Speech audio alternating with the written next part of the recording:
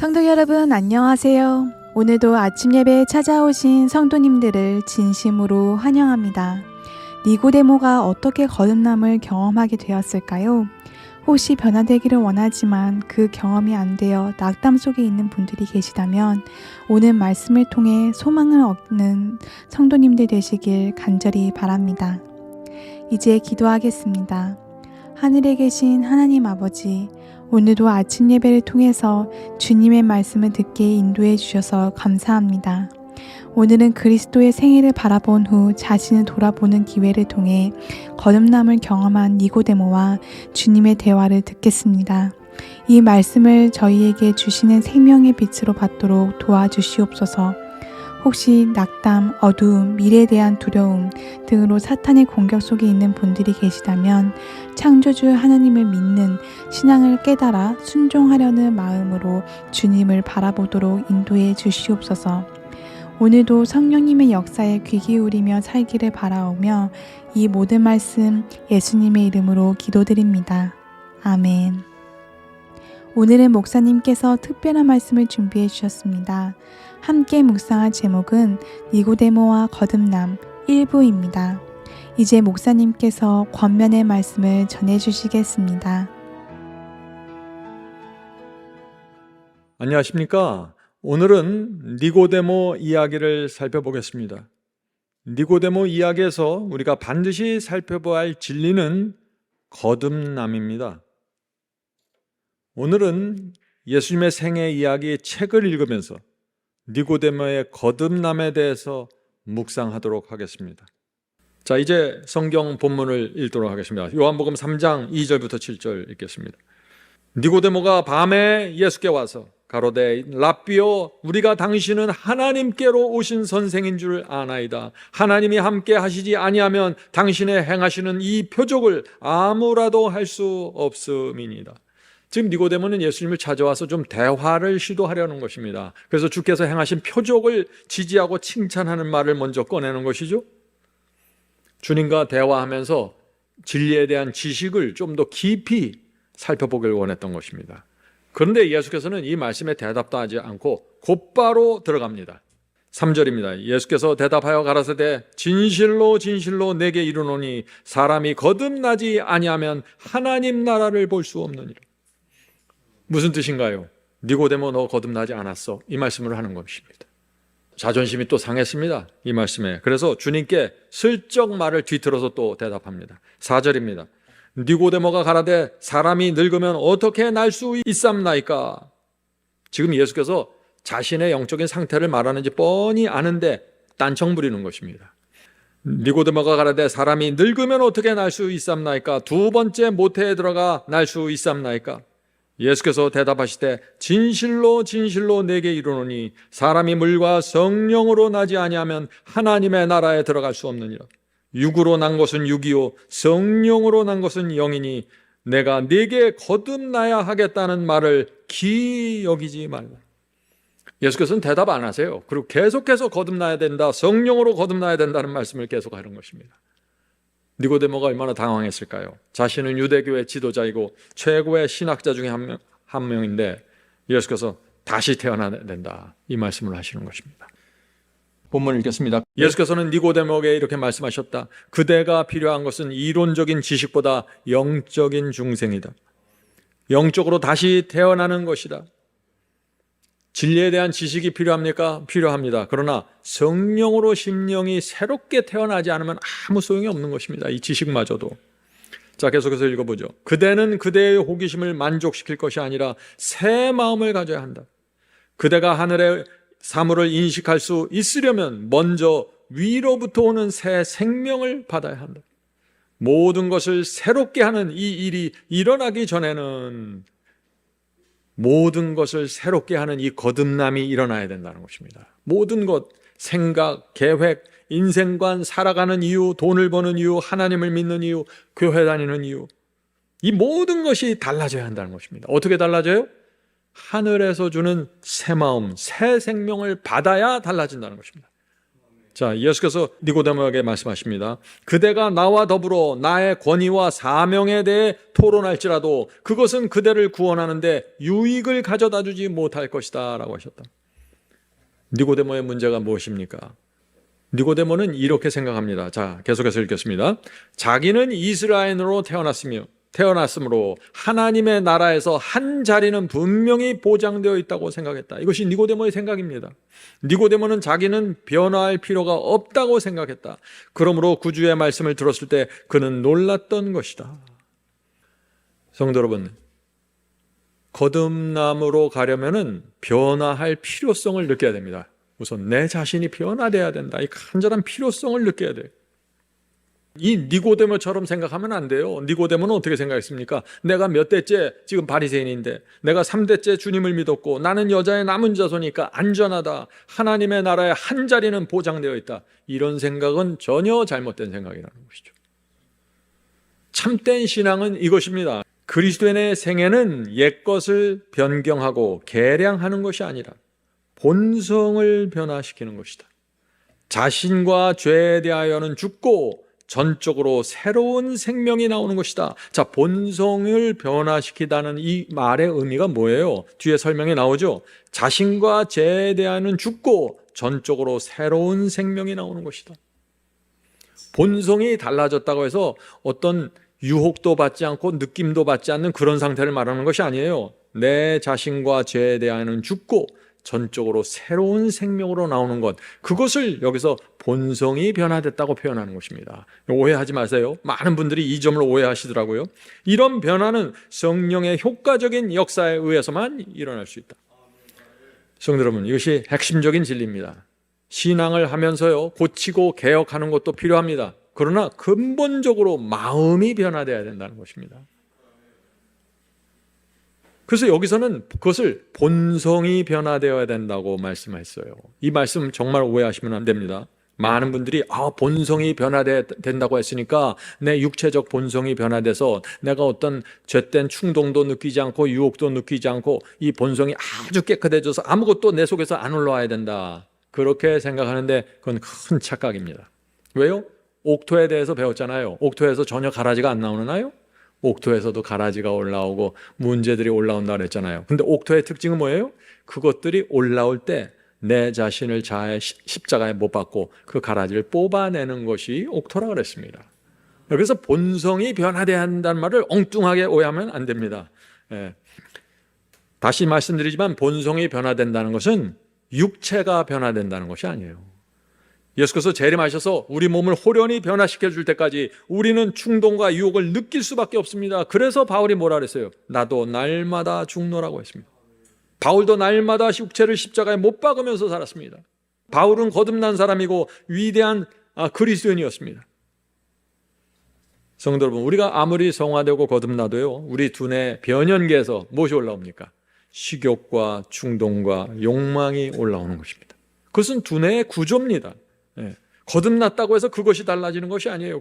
자, 그렇다면 거듭날 때 무엇이 달라지나? 마음이 변화된다는 것입니다. 마음이 변화된다. 자, 이것이 어떤 경험입니까? 성령의 역사를 통해서 새 마음을 받는 것입니다. 새로운 인생관을 받고 새로운 믿음을 받는 것입니다. 이렇게 해서 새 마음을 받으면 어떻게 돼요? 이 앞이마 전두엽에서 하나님을 위한 선택과 결정이 이루어진다는 것입니다. 이것이 거듭난 마음입니다. 자, 예수께서 이 성령의 역사가 우리 속에 어떻게 이루어지는지 설명합니다.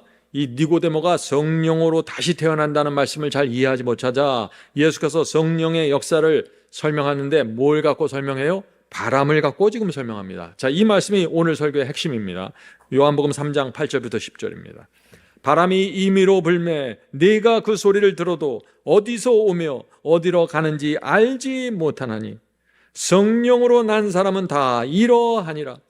니고데모가 대답하여 가로되 어찌 이러한 일이 있을 수 있나이까? 예수께서 가라사대 너는 이스라엘의 선생으로서 이러한 일을 알지 못하느냐?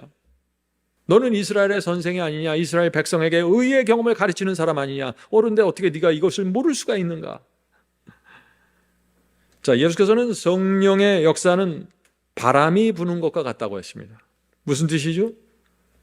자, 계속해서 본문을 읽겠습니다. 바람은 잎사귀와 꽃을 살랑거리게 만들며 그 소리는 나뭇가지 사이에서 들린다.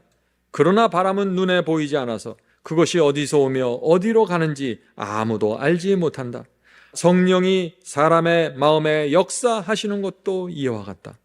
바람의 움직임을 설명할 수 없는 것처럼 성령도 설명할 수 없다. 어떤 사람이 회심의 과정을 확실한 시간이나 장소를 대어 말할 수 있고 그 모든 환경을 자세히 추적할 수 없다고 해도 그가 회심하지 않았다는 증거가 되지는 못한다. 성도 여러분, 이 말씀 아세요? 오늘 많은 그리스도인들이 내가 언제 1900 몇 년도 몇 월 며칠 오전에 내가 거듭났습니다 하는 말들을 많이 하지만 그렇게 말할 수 있는 사람도 있겠죠. 그러나 대부분은 이 자신이 회심의 과정을 확실한 시간이나 장소를 대어 말할 수 없고 그 모든 환경을 자세히 추적해서 설명할 수 없다. 그렇다고 해서 이것이 그가 회심하지 않은 증거는 되지 못한다. 이해가 되십니까? 네. 자, 어떤 사람은 자신의 회개한 상황과 시간을 정확하게 설명할 수 있습니다. 어떤 사람일까요? 암에 걸렸다가 극적으로 주님을 붙잡고 치료받은 사람들, 큰 재난과 경제적으로 무너졌을 때 하나님을 붙잡고 그 새로운 마음을 받는 사람들, 이 사람들은 정확한 상황과 정확한 시간을 말할 수 있겠죠. 그러나 많은 사람들이 그 회개하는 과정과 상황을 분명하게 설명할 수 없을 수도 있다는 것입니다. 왜 그럴까요? 왜냐하면 특별한 사건 때문에 회개한 것이 아니기 때문입니다. 어떤 특별한 상황 때문에 새 마음을 받은 것이 아니기 때문이에요. 어떤 사람들은, 많은 사람들은 말씀을 깊이 살피면서 말씀을 통해서 성령의 역사가 이루어지고 그 과정에서 새 마음과 새 생명을 받는 것입니다. 성도 여러분, 바람이 부는 곳은 볼 수 없지만 바람이 불어서 나무나 잎이 흔들리는 이 결과는 정확하게 보이죠. 마찬가지입니다. 성령께서 역사하시면 그 결과는 우리의 마음과 생애에서 분명하게 나타납니다. 자, 이어지는 말씀이 중요합니다. 이 말씀 집중해서 들어보세요. 그리스도께서는 바람과 같이 보이지 않는 능력으로 사람의 마음에 끊임없이 역사하고 계십니다. 그리스도께서 끊임없이 역사하는데 여러분들 스스로는 그것을 잘 느끼지 못할 수도 있다는 것입니다. 자, 계속해서 보죠. 받는 사람이 혹 의식하지 못할지라도 조금씩입니다. 조금씩 영혼을 그리스도께로 이끌리게 하는 감명이 이루어진다. 좀 희망이 보이십니까? 진리의 말씀을 붙잡고 계속해서 걸어가십시오. 승리의 복음을 받고 계속해서 말씀에 집중해 가면은 성령의 역사가 서서히 조금씩 이루어진다는 것입니다. 내 영혼이 주님께 이끌리는 감동을 느끼게 됩니다. 여러분 그 감동을 느끼십니까? 이 승리의 복음을 계속해서 붙잡고 갔을 때 성령께서 내 영혼을 주님께 가까이 인도하는 그 감동을 받습니까? 이것이 있어야 된다는 것이죠. 자, 계속해서 읽어보죠. 이러한 감명들을 그리스도를 묵상함으로, 자, 이러한 감동들이 어떻게 생기는가? 이러한 감동들은 그리스도를 묵상함으로나 성경을 읽거나 실제로 목사의 설교를 들음으로 받을 수도 있다. 중요한 말씀 아닙니까? 질문을 드리죠. 성령께서 우리를 그리스도께로 이끄시는 실제적인 방법이 무엇이라고 했습니까? 그리스도를 묵상하고 성경을 읽고 목사의 설교를 통해서 주님께 이끌릴 수 있다고 했습니다. 세 가지입니다. 세 가지. 첫째, 그리스도를 묵상해야 합니다. 주님의 생애 장면을 묵상하십시오. 주님을 묵상하면 성령께서 내게 역사하셔서 내 속에 새로운 정서, 새로운 생각, 새로운 계획을 주십니다. 성령의 역사를 잘 살피면서 그리스도를 묵상하시라고 하는 것입니다. 시간을 내서 주님의 사랑과 희생을 묵상하십시오. 묵상할 때 성령께서 역사하셔서 우리 영혼을 그리스도께 가까이 이끌어 간다 하는 것입니다. 둘째, 성경을 읽고 묵상해야 됩니다. 성경을 읽고 바로 나가면 안 돼요. 성경을 읽었으면 조용히 앉아서 그 말씀을 묵상하셔야 됩니다. 성경의 한 구절을 읽더라도 간절한 마음으로 읽으셔야 됩니다. 성령께서 그때 우리 마음을 주님께 이끌어 가십니다. 자, 세 번째, 목회자의 설교를 통해서 성령께서 역사하신다. 잊지 마세요. 이 설교를 쉽게 생각하시면 안 됩니다. 내가 어떤 설교를 듣는가가 중요합니다. 성령께서 내 마음을 감동시키는 설교를 찾으셔야 합니다. 나를 회개와 변화로 이끄는 그 설교를 찾아서 들어야 합니다. 성도 여러분, 제가 앞에서 말씀드린 이 하나, 둘, 셋, 이 세 가지를 계속해서 붙잡고 가면은 서서히 변화가 이루어지다가 어느 날 성령께서 분명하게 내게 호소하고 확신을 줄 때가 있다 하는 것입니다. 자, 계속해서 읽겠습니다. 그리스도께서는 바람과 같이 보이지 않는 능력으로 사람의 마음에 끊임없이 역사하고 계신다. 받는 사람이 혹 의식하지 못할지라도 조금씩 영혼을 그리스도께로 이끌리게 하는 감명이 이루어진다. 자, 서서히 이렇게 감동이 오다가 계속해서 읽어보죠. 갑자기 성령께서 더욱 직접적인 호소를 하실 때 그 영혼은 기쁘게 자신을 하나님께 바치는 것이다. 이해가 되시나요? 예, 서서히 역사가 이루어지다가 말씀을 통해서 역사가 이루어지다가 어느 날 성령께서 분명하고 직접적으로 호소하신다는 것입니다. 그때 우리가 주님께 우리의 온 마음과 생애를 전적으로 바치게 된다. 이것이 뭐라고요? 이것이 거듭남이라는 것입니다. 그래서 제가 뭐라 그래요? 항상 한 길을 꾸준히 가셔야 된다고. 성령의 감동을 받으면서 성령의 음성을 들으면서 말씀을 붙잡고 한 길을 가면은 성령께서 다 알아서 해결해 주신다는 것입니다. 자, 계속해서 읽겠습니다. 많은 사람들은 이것을 가리켜 갑작스러운 회심이라고 하지만 그것은 하나님의 성령께서 꾸준하고도 오래된 과정을 거쳐서 호소하신 결과이다. 바람이 불을 때 우리가 알지 못하지만 바람이 분 결과가 나타나는 것처럼 우리가 하나님의 말씀을 계속해서 붙잡고 승리의 복음을 계속해서 붙잡고 성경 말씀 하나라도 정말 간절한 마음으로 붙잡고 묵상할 때, 그리스도의 생애를 묵상할 때 성령께서 계속해서 역사하시다가 어느 날 드디어 우리 마음속에 큰 확신과 감동으로 들어오시면서 우리의 마음과 생애 전체를 주 앞에 드리게 만드신다는 것입니다. 여기에 시간이 필요합니까? 과정이 필요한가요? 필요하다는 것입니다. 집중하셔야 됩니다. 오늘 우리가 나눈 이 세 가지 포인트 계속해서 제가 반복하죠. 오늘 설교 끝나고 반드시 이것을 마음에 새기십시오. 계속해서 보십시오. 이 세 가지에 집중하시면 반드시 바람이 부는 결과를 받게 될 것입니다. 기도하겠습니다. 하늘에 계신 아버지, 말씀과 성령의 역사로 이루어지는 이 거듭남의 경험을 이해하게 하시고 경험케 도와주시옵소서. 새 마음을 받는 경험을 이해하기 원하고 그것을 내 속에서 실제로 경험하기를 원합니다. 도와주시옵소서. 정결한 심령을 받기 원합니다. 주여, 이 세상 버리고 하늘 도성 향해 가기를 원합니다. 날마다 창에 찔리신 그리스도를 바라보기 원합니다. 고질적인 죄가 떨어져 나가고 소망과 자유와 평강으로 살기를 원합니다. 주여, 인도해 주시옵소서. 니고데모가 거듭남을 깨닫게 된 것처럼 저희도 참된 의의 경험으로 들어가길 소망하오니 축복해 주시옵소서. 성령으로 날마다 저희 마음을 감동시키시고 주의 사랑과 희생 앞에 모든 것을 바칠 수 있는 그 심령을 허락해 주시옵소서. 오늘도 주께서 우리의 인생을 인도해 주시기를 예수 그리스도의 이름으로 간절히 기도드립니다. 아멘.